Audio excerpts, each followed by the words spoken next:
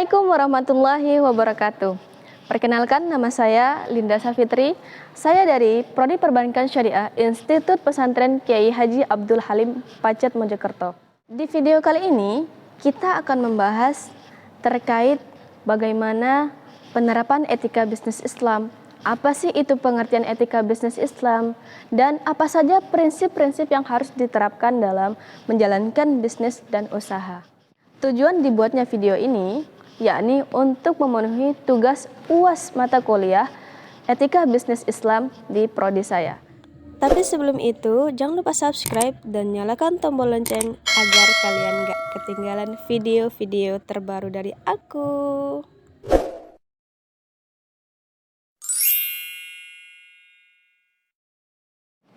Etika Bisnis Islam terdiri dari 3 kata. Yang pertama yaitu etika, bisnis, dan Islam. Etika dimaknai sebagai nilai, norma, dan moral sebagai pedoman dalam berperilaku. Kemudian bisnis. Bisnis adalah kegiatan usaha yang tujuannya untuk memperoleh sebuah keuntungan atau profit. Dan yang terakhir yaitu Islam.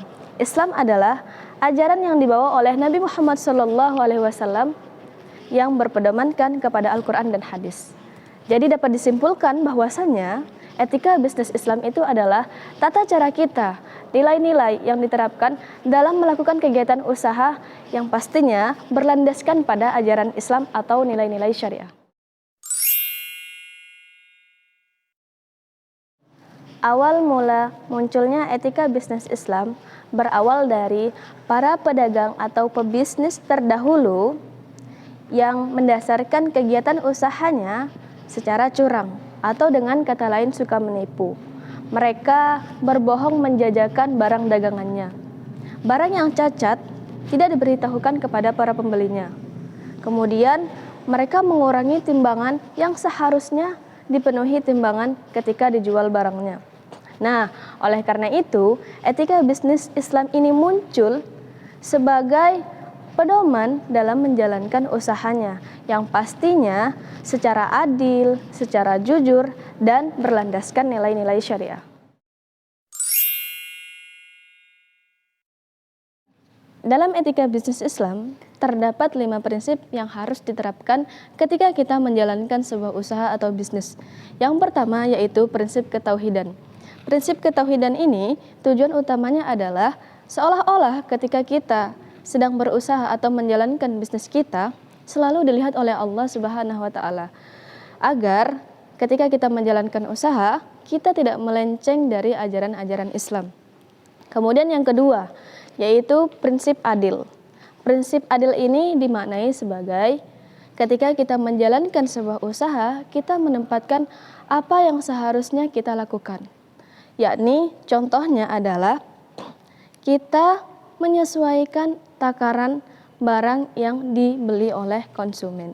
Artinya kita tidak mengurangi atau melebih-lebihkan takaran barang yang seharusnya kita jual kepada konsumen. Kemudian yang ketiga yaitu prinsip jujur. Dalam menjalankan sebuah usaha, kita harus jujur, kita harus sesuai dengan apa yang kita katakan. Ketika barang itu cacat, maka kita harus memberitahukan kepada konsumen tentang barang tersebut. Kemudian yang keempat yaitu adalah kehendak bebas. Kehendak bebas ini maksudnya adalah kita boleh melakukan apa saja dalam menjalankan sebuah usaha. Yang penting tidak berbenturan dengan ajaran-ajaran Islam atau syariat Islam. Kemudian yang terakhir yaitu adalah konsep tanggung jawab atau prinsip tanggung jawab. Di mana atas usaha atau bisnis yang kita jalankan, kita harus bertanggung jawab penuh atas apa yang kita berikan kepada konsumen. Ketika contohnya barang itu cacat, maka kita harus mengganti barang tersebut sesuai dengan yang seharusnya kita berikan kepada konsumen.